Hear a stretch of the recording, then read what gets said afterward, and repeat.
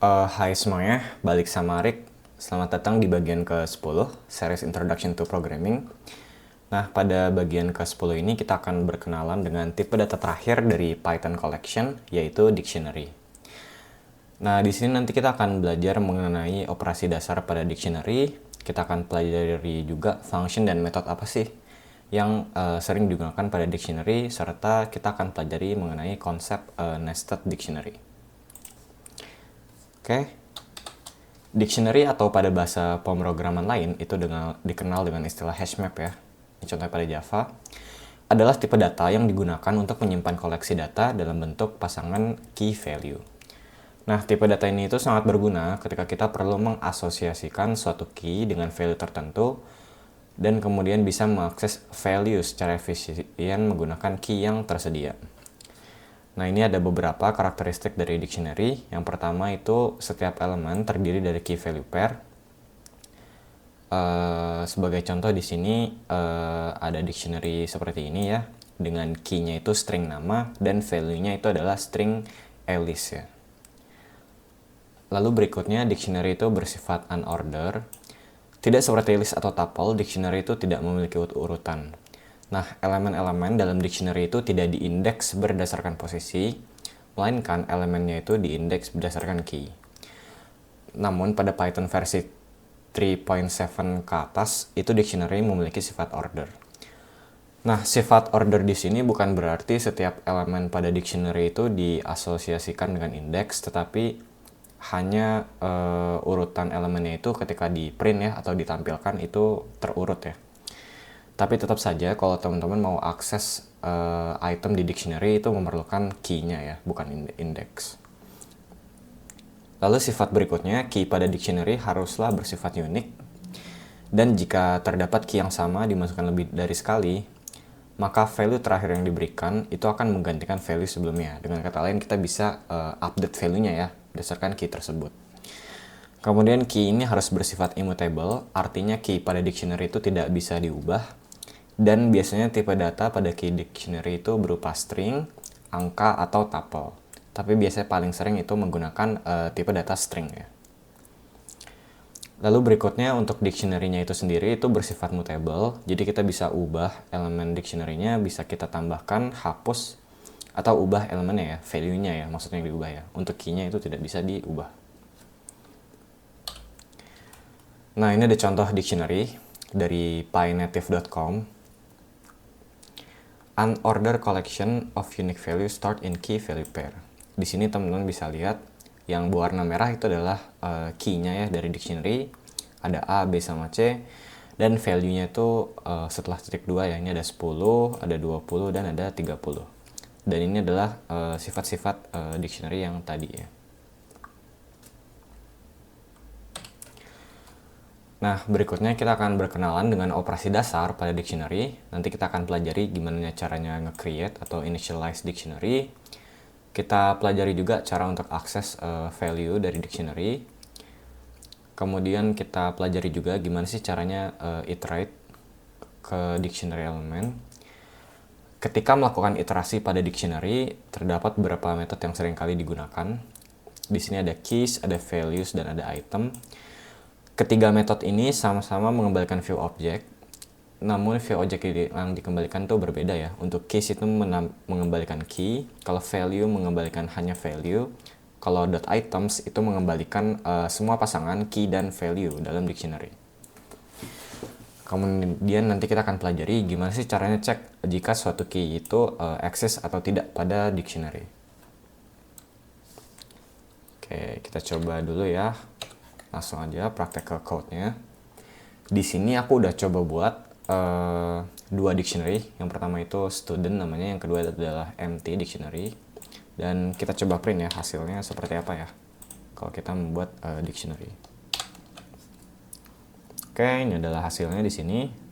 Yang bawah itu kosong dan yang atas tuh teman-teman bisa lihat di sini ada 3 key, ada name, age, sama major. Dengan value masing-masingnya itu Alice, 22, dan computer science gitu ya. Nah, lalu berikutnya kita coba pelajari gimana sih caranya mengakses elemen pada dictionary. mengakses value-nya ya. Di sini ada dua cara untuk mengakses value pada dictionary. Yang pertama itu bisa menggunakan kurung siku, kemudian kita tulis key dari dictionary tersebut seperti ini. Kemudian cara yang kedua itu kita menggunakan metode get ya. Kemudian kita tulis juga key-nya seperti ini. Nah, apa bedanya? Bedanya adalah jika menggunakan get, kita itu bisa menspesify default value jika key yang ada itu tidak ditemukan. Sebagai contoh di sini, kita coba get key address dan kita masukkan default value-nya ya. Kalau di sini default value berupa string jika si address ini tidak ditemukan ya.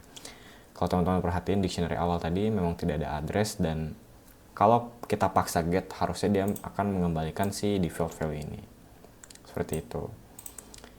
Oke, kita coba aja. Nah, hasilnya kurang lebih seperti ini. Jadi kita bisa dapat name, age, major, dan address ya. Jadi bebas teman-teman mau ambil pakai kurung siku atau .get. Cuman make sure aja kalau pakai kurung siku dan key-nya tidak ditemukan, itu hasilnya akan error. Kalau pakai .get dan key-nya nggak ditemukan, kita bisa override default value-nya gitu ya.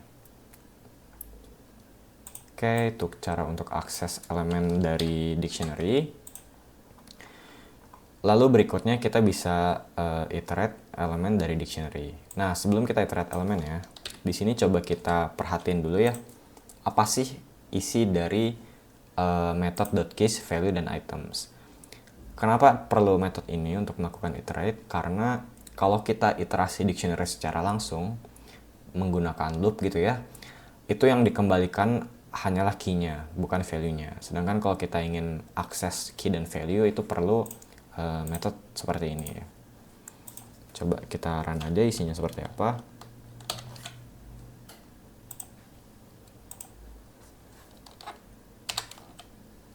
Nah, bisa teman-teman lihat di sini itu untuk keys itu isinya semua keys yang ada, untuk value itu semua value-nya saja, dan untuk item dia berisi pasangan key dan value ya.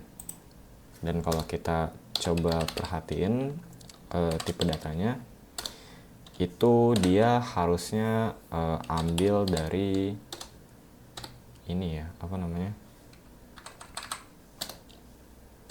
dari kelas si dictionary ya. Kita cek ya. Nah, jadi ini emang view object bawaan dari dictionary. Meskipun bentuknya seperti ini bukan berarti tuple dalam list ya, tapi emang view objeknya aja gitu dari kelas si dictionary. Kurang lebih seperti itu.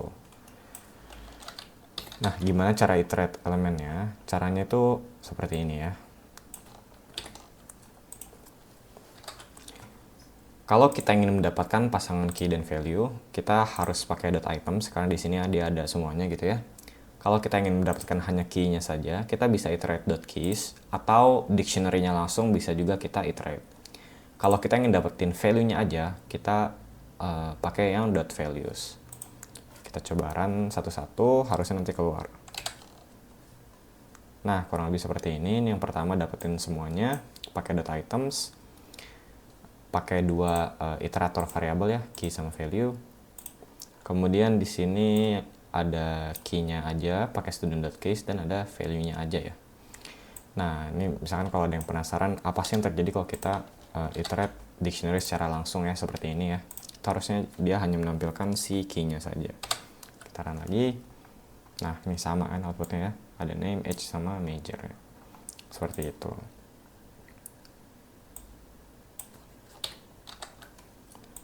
Lalu berikutnya kita bisa cek apakah suatu key itu exist atau tidak ya pada dictionary. Sebenarnya ada gak sih key-nya? Untuk melakukan pengecekan itu bisa pakai keyword in di sini. Di sini aku coba cek dua key. Yang pertama itu ada names, yang kedua itu ada address. Kalau teman-teman masih perhatiin struktur dictionary yang awal, dia punya name, age, sama major, tapi dia tidak punya address. Jadi kalau kita masukin name sama address di sini, harusnya name ini ada, tapi addressnya itu tidak ada ya di bawahnya. Oke, kita coba run code-nya. Nah, hasilnya seperti ini ya. Jadi pengecekannya cukup dengan keyword in. Dan ini akan menghasilkan boolean ya, jadi either true atau false gitu. Jadi bisa kita pasangin ke if else juga gitu hasil pengecekannya. Seperti itu.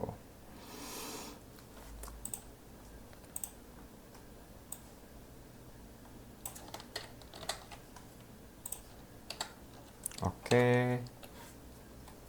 Next, kita coba pelajari built-in dictionary, function, dan methods. Yang pertama itu ada function len. Ini untuk mengembalikan jumlah item atau elemen pada dictionary.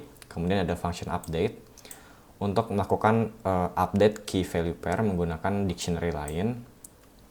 Lalu ini ada method pop untuk menghapus item dengan key yang diberikan dan mengembalikan nilainya. Dan ada method del ya, atau delete ya. Kalau delete ini dia menghapus item juga, tapi tidak mengembalikan nilai si itemnya ya. Jadi dihapus saja, tapi nggak di return gitu. Coba kita langsung praktekin aja ke 4 function dan method ini ya. Nah, yang pertama itu ada len di sini. Oke, coba kita running. Dia hanya mengembalikan panjang dari jumlah item dari dictionary ya. Kalau di sini kan ada 3 ya, 1, 2, 3 pasang, jadi harusnya dia akan mengembalikan nilai 3 ya. Oke, betul di sini 3. Lebih seperti itu. Kemudian di sini ada update ya. Nah, update ini dipakai untuk mengganti value dari dictionary. Kalau key dari dictionary itu tidak bisa diganti, jadi teman-teman kalau mau ganti key-nya itu biasanya caranya teman-teman hapus key yang lama, kemudian add key yang baru. Cuma kalau untuk update di sini untuk update value-nya aja gitu ya. Ada 2 cara untuk update value. Pertama kita pakai sintaks kurung siku seperti ini, kemudian kita lakukan assignment ke value yang baru ya. Jadi kalau teman-teman perhatiin sebelumnya si name itu kan nilainya Alice. Di sini aku assign ke string baru gitu, yaitu aku ganti jadi Arik. Kemudian di berikutnya cara yang kedua itu kita bisa menggunakan method.update. Untuk method.update dia menerima parameter berupa dictionary. Jadi kalau in case kalian ingin update banyak key dan value, kalian nggak perlu tulis satu-satu kayak gini, tapi kalian langsung masukin aja updated fieldnya seperti apa. Nah di sini kalau teman-teman perhatiin address itu kan tadi tidak ada di dictionary-nya ya, tapi bisa kita masukin juga dan dia akan create sesuatu yang baru jadinya. Coba kita run aja code-nya.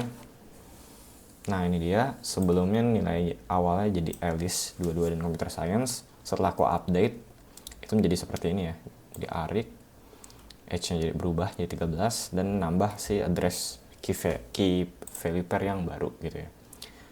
Jadi bisa 2 cara, bisa pakai ini atau kalau mau banyak sekalian bisa pakai si update. Nah, berikutnya ini untuk menghapus elemen dari dictionary. Di sini kita bisa pakai method pop atau delete. Bedanya apa? Kalau pop kita bisa melakukan assignment ke variabel seperti ini karena dia akan mengembalikan nilainya gitu ya. Jadi bisa kita assign. Sedangkan kalau delete itu hanya menghapus saja gitu ya. Kayak elemen awalnya kan tadi seperti ini. Di sini kita coba hapus si major sama si name gitu ya. Berarti sisanya hanya H22 harusnya. Kita coba running code-nya. Nah, di sini setelah kita hapus, dia tersisa seperti ini. Dan teman-teman bisa lihat value-nya dari key yang di pop itu bisa masih kesimpan ya value-nya ya. Computer Science. Seperti itu. Untuk hapus elemen dari dictionary.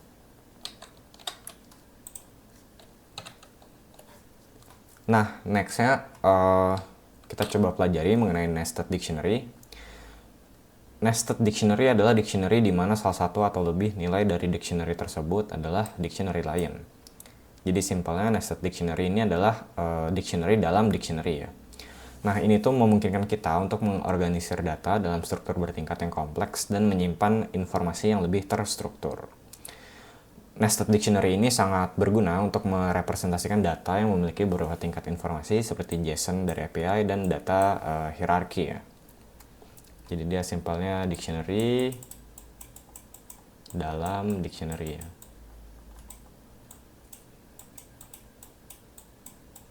Seperti ini. Coba kita lihat aja langsung ke contohnya.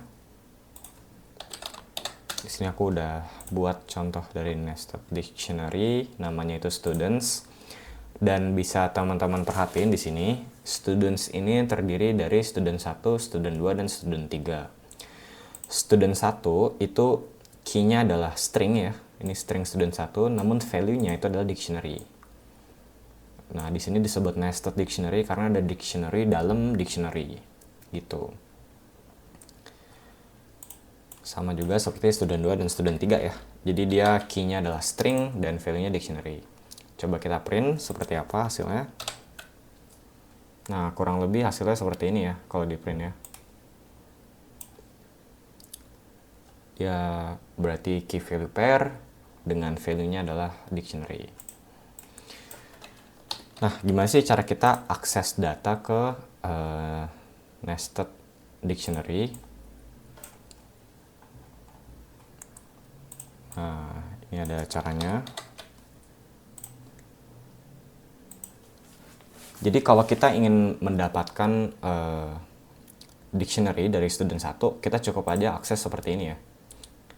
Jadi nanti akan tampil value dari student 1 yaitu dictionary pertama.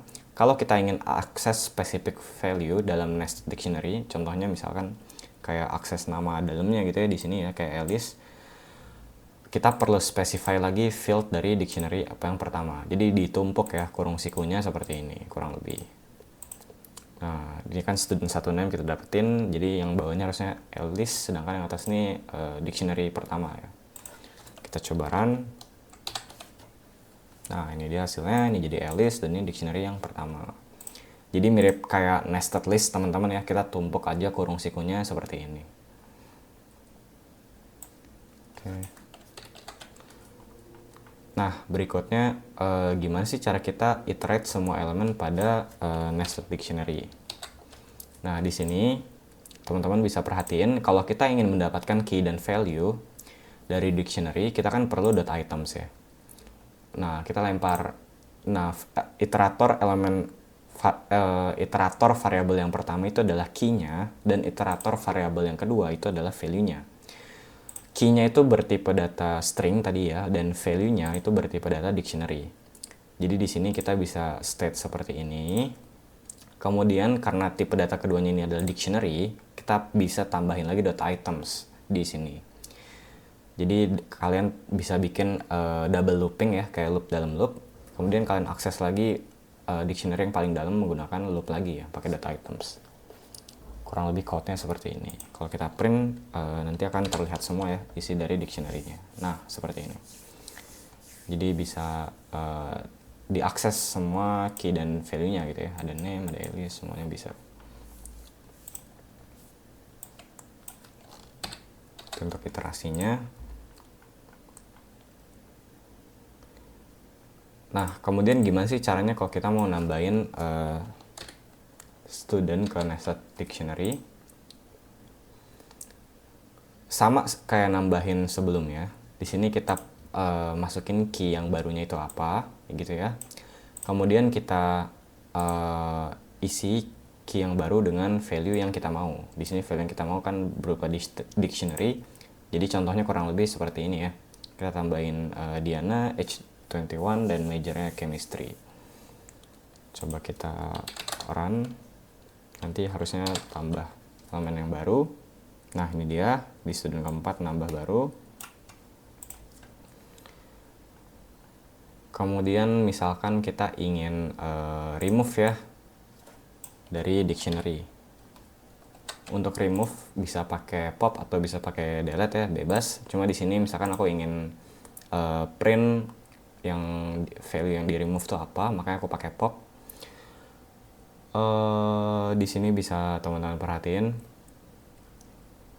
Kalau di sini ada student 1, 2, 3 dan 4 ya. Kalau kita pop berarti nanti hasil akhirnya jadi student 1, 3 dan 4 ya. Kita run. Nah, ini dia yang terakhir student dictionary after removal. student 1, 3, dan 4 ya. Jadi si student 2 itu berhasil di remove ya. Ya, kurang lebih seperti itu untuk dictionary.